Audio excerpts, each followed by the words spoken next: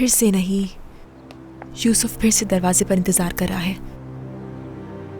रुको रुको रुको रुको रुको, आराम से पुरसुकून हो जाओ, मैं बात करती हूँ, ठीक है?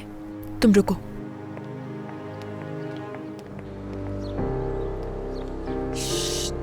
यूसुफ, क्या हो गया है तुम्हें? पागल हो गए हो क्या? यहाँ क्या कर रहे हो तुम आखिर? हाँ आपा, जरा आराम से। मैं आपको सब बता दूंगा, उन्होंने मुझे मजबूर किया। मुंह बंद रखो अपना।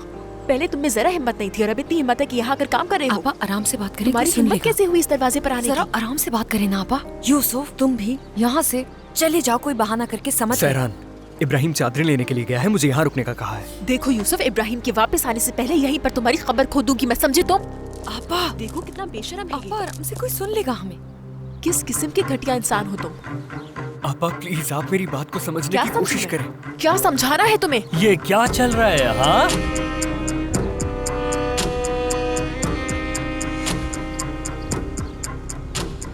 कौन हो तुम? क्या कर रहे हो यहाँ? तुम हो कौन? हाँ, कासिम साहब, मैं वजाहत देता। ये बताओ कौन हो तुम?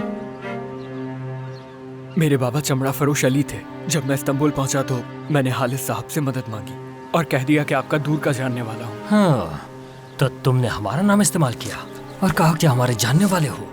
हाँ? मैं और इसमें आंटी दूर खामोश! थे।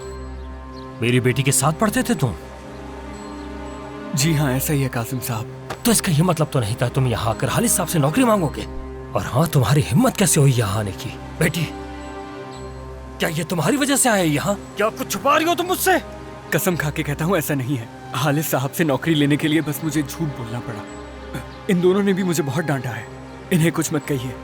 बहुत एहतराम करता हूँ मैं आपका। अगर कोई मजबूरी ना होती तो मैं हरगिज ऐसा नहीं करता। बस काजिम साहब। हाँ, कहो।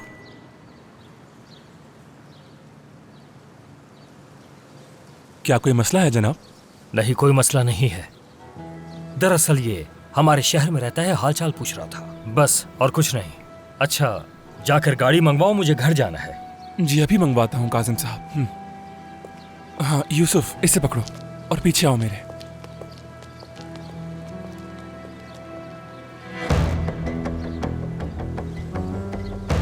इसका हिसाब तो मैं लूंगा तुम दोनों से, एक एक चीज का हिसाब लूंगा।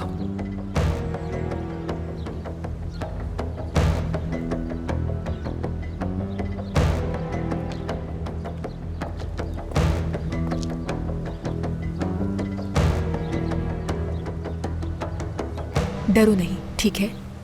कुछ नहीं होगा। गुलगन साहिबा, इफाका साहिबा, अब हमें इजाजत दीजिए। आप जा रहे हैं क्या? हाँ बेटा, हमें जाना है। तुम्हारा काम भी हो गया और मैंने हालिस साहब से मुलाकात भी कर ली। अब चलना चाहिए। अरे इसकी कोई जरूरत नहीं है, घर वालों को क्या अलविदा करना। अस्तगफिरुल्लाह, आप तो यहाँ मेहमान हैं हमारे। काजिम साहब, दरअसल मुझे कल के लिए आपकी इजाज़त की ज़रूरत है। कल एक बहुत बड़ी मीटिंग है मेरी। अगर आपकी इजाज़त हो तो मैं कल सोना को अपने साथ ले जाना चाहता हूँ। देखते हैं। फिलहाल तो हमें घर जाने की जरूरत है। सोचकर फोन कर दूंगा।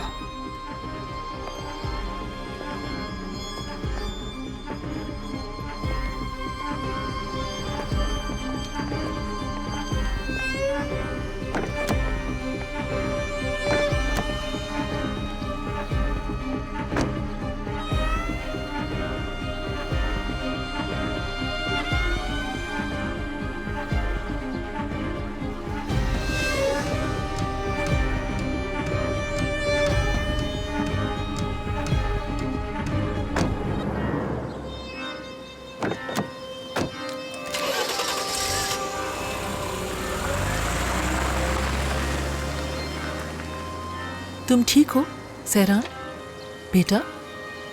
जी ठीक हूँ, मैं ठीक हूँ। क्या हो गया है तुम्हें? हाल देखो अपना।